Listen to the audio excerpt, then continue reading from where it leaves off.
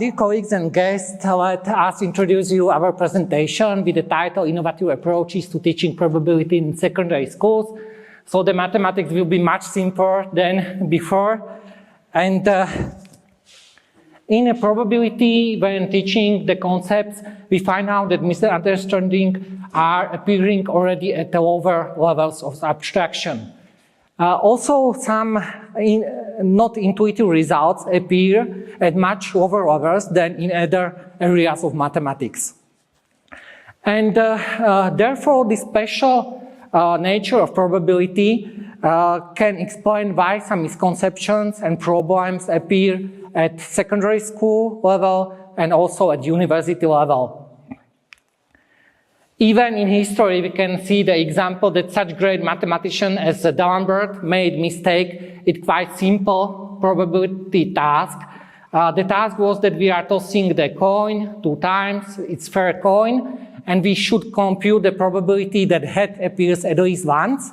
And D'Alembert rejected the correct answer, 3/4, and he reasoned incorrectly that when the head falls, we can stop the experiment. So the possible solutions are, or states are head, and tail, tail. Therefore, he stated that the probability is 2/3, which is of course incorrect. He didn't realize that those states, head, and tail, tail, are not equally likely. So he considered it wrongly. This incorrect result is even published in his paper in Encyclopedia. And of course, these misconceptions are therefore also appearing at our students at secondary schools.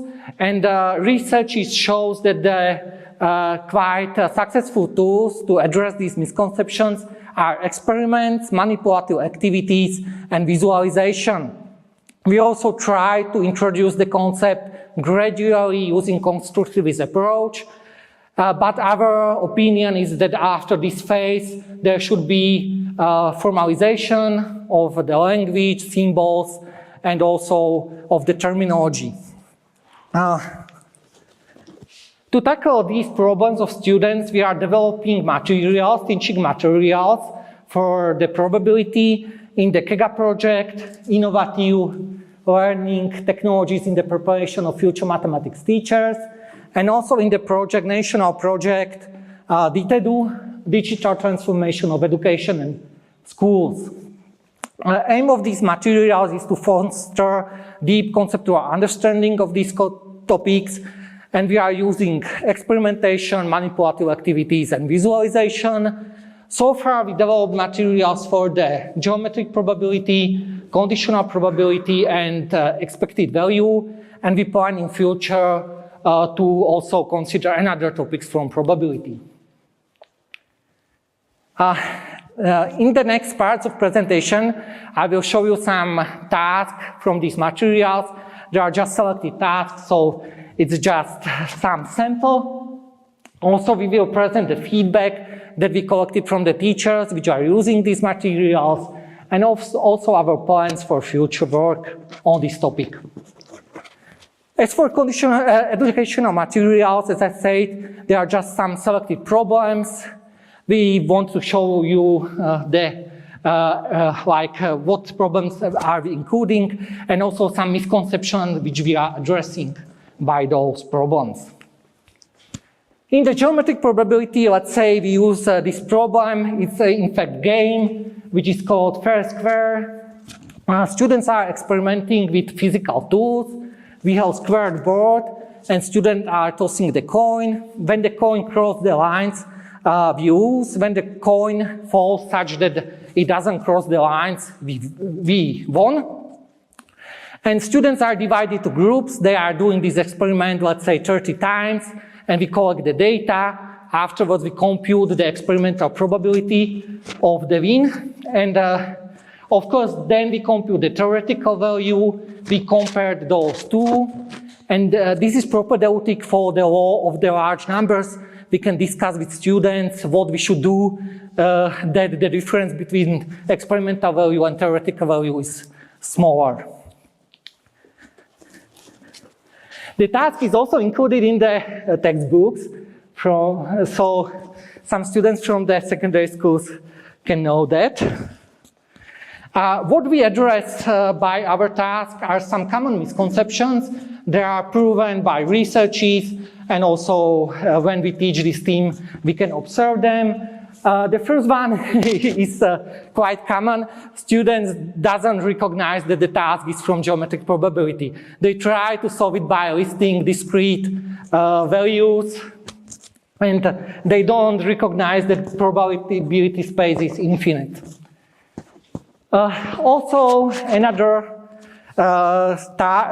misconception which we observed in our teaching here at faculty, students often propose the task when we are shooting on some target and we want to compute the probability that we hit certain part of the target as geometric probability. But this is not good because the process is not random. When we are aiming, then the probability of each value is not the same. So, if we know how to shoot, if we don't know, then it could be random maybe.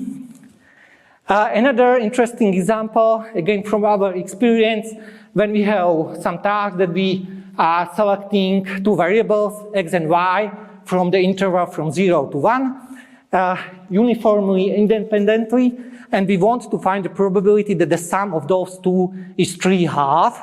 Students often tackle with the problem,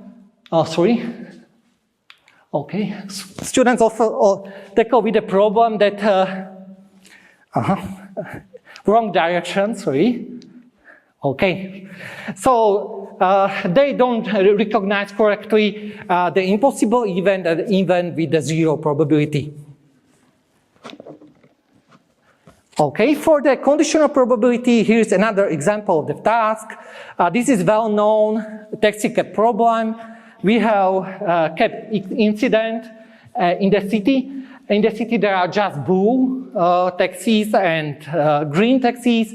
There is 85% of green ones, 15% of the blue ones. And the witness identified the car in the accident as blue.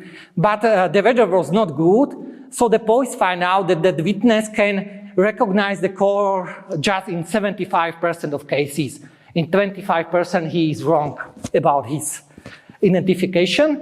And the question is, what's the probability that the car is really blue when the witness identified it like blue? It's a well-known problem, but we use it for the motivation because the result is quite surprising for some students.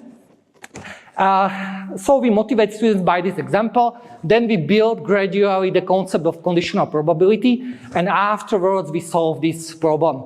So it's motivation, and we solve it at the end like some reward, and the result is quite interesting for some students.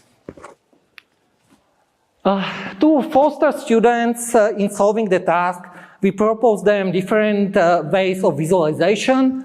Let's say by the table of frequencies, by the unit square, by tree diagram.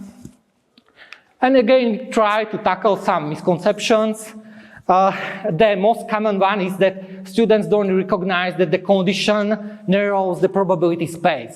Therefore, the frequencies in the solution are different than those they think they are. Also, they confuse sometimes probability A given B and B given A. So actually, they don't identify correctly what they should compute, what is given in the task.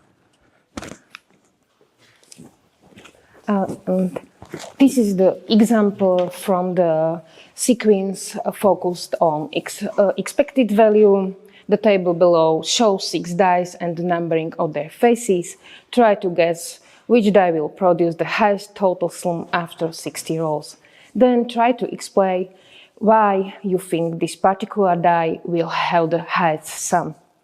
As for this question, student or pupil discovers that the sum of the face numbers of each die is the same, so they are equivalent based on equality of their accepted values. Within this sequence of tasks, we aim to guide students from intuitive understanding of mean to more formal and probabilistic conception. For students, the goal is to understand the connection between average value and accepted value as unifying concept. We observed some misconceptions too within this concept. The first one we refer as misunderstanding the law of large numbers. Sometimes students incorrectly assume that it's not possible to estimate accepted value because the specific outcomes of random variable are unknown.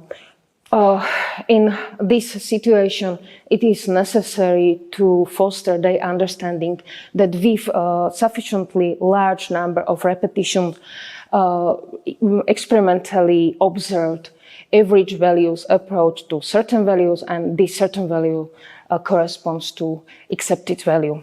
Another one of misconception we mean by this belief, students believe that expected value must be one of possible outcomes of a random variable. For example, when calculating the mean of the phase numbers of standard homogeneous die, they struggle to grasp the fact that the expected value is not one from the numbers actually appearing on the die. Another type of misconception which we observed is confusing, or some students consider accepted value as the most probable value. Again, for example, when solving the previous task, some students chose as the most advantageous the die that has the highest number of sixes on its faces. Again, they struggle to understand that the dice are equivalent because the accepted value is the same. And the last one, observed misconception. Sometimes students consider expected value as a guaranteed result of a single trial or exact future prediction of outcomes. Again, this misconception can be addressed through experimental activity, and a student needs to understand its relevance to law of large numbers. In this section, we will present you feedback collected from in-service mathematics teacher through the questionnaires used with proposed materials. Material focused on conditional probability was presented this teacher at a workshop at 2 days with mathematics education conference in 2020. 4 materials on expected value was introduced to teacher at the same conference in 2025, and all 3 sets of materials was used in the program. This program, Innovative Training, Learning to Teach Mathematics That Inspires. Materials on geometric probability was used in online part of this program, so we don't have any feedback within this topic. Mathematics teacher evaluated proposed materials, they reviewing them, and we analyzed their responses using thematic analysis. The table show some resulting code along with example of their comments. As you can see, overall feedback is positive. Some teacher suggested some clear wording of several tasks, and they appreciated the choice of task and their potential to support creative thinking. Related to conditional probability materials, the teacher responded to following question: how did you like the presented approaches to solving tasks focused on the use of conditional probability?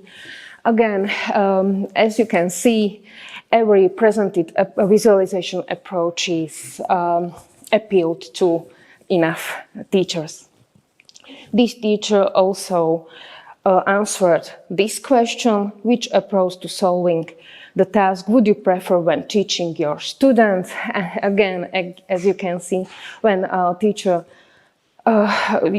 teach this topic in classroom settings, they prefer representing the solution of the task by using tree diagram or visualization. And there are our future plans. We aim to with mathematics teacher test proposed materials, and based on their feedback we want to improve or review materials, and we aim to design and develop additional materials to introduction probability and statistics concept in secondary school. Thank you for your attention. Okay, we were quite faster than we thought they will be, so maybe I will just say some anecdotes from the testing, that we even find out that even some teachers have misconceptions. So let's say when we were throwing the dice, the teacher was really surprised how many times it should be done to get that expected value, what's the number of trials needed, and she was surprised that 28 tries of doing that experiment is enough. So the law of large numbers, it's not like natural for many people. And also, like with students, we were considering that these materials will be just for 1 hour, but it was actually for 4 hours, because students had that misconception which colleague said, that they don't believe that there is some law in those random processes. Let's say they don't believe that the sum, which is probable, like expected, can be calculated like the mean value on the dices times the number of throws. So actually, these experimentations has proven to be very useful to make pupils somehow considering these laws. So actually find out that those misconceptions are really grounded. Okay, now thank you for your attention, and we have quite time for the questions, so please. Yes, thank you very much for a very nice presentation.